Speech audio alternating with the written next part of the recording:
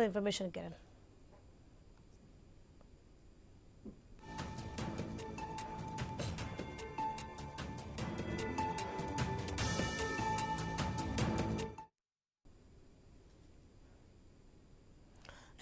తాజా వార్త, ఆన్లైన్ లో ఐబొమ్మ సైట్ మళ్లీ ప్రత్యక్షం కావడం కలకలం రేపుతోంది. గతంలో ఈ సైట్ ను ఆపరేట్ చేసినట్లు ఆరోపణలు ఎదుర్కొన్న రవిని పోలీసులు అరెస్ట్ చేశారు. ఆ తర్వాత బెయిల్ పై విడుదలయ్యాడు. కొన్నాళ్ల క్రితమే ఐబొమ్మ సైట్ ను క్లోజ్ చేశారు. ఈ సైట్ లో కొత్త సినిమాలు కనిపించడం కలకలం రేపుతోంది.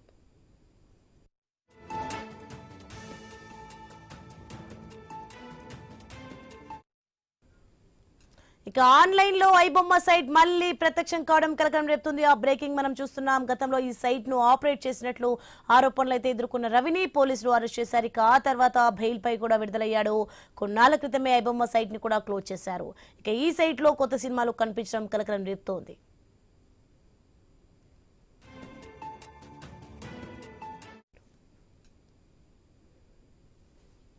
రైట్, ఇక ఇదే అంశానికి సంబంధించి మా ఇన్పుట్ ఎడిటర్ నవీన్ మరింత సమాచారం అందిస్తారు. ఎస్ నవీన్, మొత్తానికి చూస్తున్నాం ఆన్లైన్ లో ఐబొమ్మ సైట్ మళ్ళీ ప్రత్యక్షం కావడం కలకలం రేపుతుంది. దీనికి సంబంధించిన పూర్తి అప్డేట్స్ ఏంటి?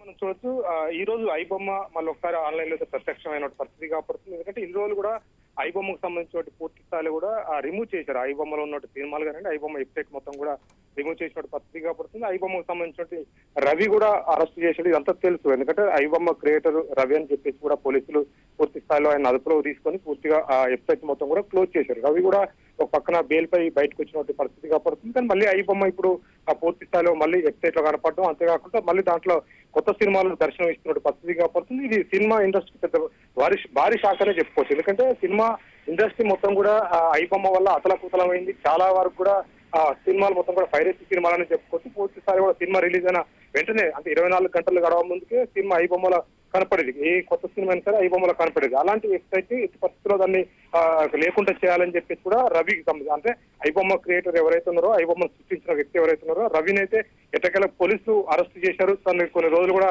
కస్టడీలో తీసుకుని పూర్తి స్థాయిలో విచారించారు. ఐబొమ్మ వెనక ఇంకెవరెవరు ఉన్నారు, ఒక రవి ఉన్నాడా లేకపోతే రవితో పాటు ఇంకెవరు ఉన్నారని పూర్తి స్థాయి విచారణ చేసిన తర్వాత రవి మీద కేసులు పెట్టారు. రవి ప్రస్తుతానికైతే బెయిల్ మీద బయటకు వచ్చినట్టు సిచ్యువేషన్ కనపడుతుంది. వచ్చిన తర్వాత మళ్ళీ ఐబొమ్మ ఇప్పుడు మళ్ళీ ఆ వెబ్సైట్ లో దర్శనం ఇస్తున్న పరిస్థితి కాబట్టి దాంట్లో మొత్తం కూడా కొత్త సినిమాలు కూడా ప్రత్యక్షం అవుతుంది. అయితే ఈ నేపథ్యంలో మళ్ళీ ఈ ఐబొమ్మని ఎవరు క్రియేషన్ చేస్తారు, మళ్ళీ ఈ సినిమాలు ఎవరు సైట్ లో పెట్టారన్న దాని మీద కూడా ఇప్పటికే ఒక సవాలుగా మారిందని చెప్పుకోవచ్చు. పోలీసులకు పెద్ద సవాలనే చెప్పుకోవచ్చు. ఎందుకంటే పూర్తి స్థాయిలో కూడా ఐబొమ్మను మొత్తం కూడా పోలీసులు దాన్ని రిమూవ్ చేసినట్టు సిచ్యువేషన్ కనపడుతుంది. పోలీసులు పూర్తి స్థాయిలో రవిని పక్కన పెట్టుకుని ఈ సైట్ మొత్తం కూడా క్లోజ్ చేశారు. మళ్ళీ ఇప్పుడు ఈ సైట్ ఎవరు ఓపెన్ చేశారు, మళ్ళీ ఐబొమ్మలో ఈ సినిమాలు ఎవరు పెడుతున్నారు దాని మీద కూడా పోలీసులకు పెద్ద సవాలనే చెప్పొచ్చు. పూర్తి స్థాయిలో కూడా ఇప్పటికే పోలీసులు కూడా ఖచ్చితంగా నజరు పెట్టే అవకాశం ఉంటుంది. కానీ భారీ షాక్ ఎవరికంటే సినిమా ఇండస్ట్రీ భారీ షాక్ అని చెప్పుకోవచ్చు. ఎందుకంటే పెద్ద సినిమాలు కూడా భారీ ఎత్తున నష్టపోయాయి ఐబొమ్మ వల్ల. పూర్తిగా కూడా అన్ని సినిమాలు అంటే సినిమా రిలీజ్ అయిన 24 గంటల ఐబొమ్మలో ప్రత్యక్షం అయ్యేది. ఈ నేపథ్యంలో చాలా వారు కూడా రూరల్ ప్రాంతం నుంచి కూడా టౌన్లలో కూడా ఎక్కువ ఐబొమ్మని యూత్ కూడా ఎక్కువ కూడా చూసే సిచ్యువేషన్ కనపడుతుంది. అంతేకాకుండా స్క్రీన్ మిర్రర్లు పెట్టుకోరు, అంటే ఏదైతే సెల్ ఫోన్ కి సంబంధించిన స్క్రీన్ మిర్రర్లు పెట్టుకుని టీవీలలో కూడా దీన్ని ప్రత్యక్షంగా చూసినట్టు పరిస్థితి కాకపోతుంది. ఈ మధ్యన సినిమాలకు భారీ షాక్ పడిన పరిస్థితి కాకపోతుంది. అయితే ఇండస్ట్రీకి మళ్ళీ ఒక షాక్ అని చెప్పుకోవచ్చు. మళ్ళీ ఐబొమ్మ ప్రస్తుతానికైతే వెబ్సైట్ లో కనపడుతున్న నేపథ్యంలో పూర్తి స్థాయి కూడా పోలీసులు కూడా దీనిపై అయితే ఫోకస్ పెట్టినట్టు సిచ్యువేషన్ అయితే కనపడతా ఉంది. Soni, right, thanks for information Naveen.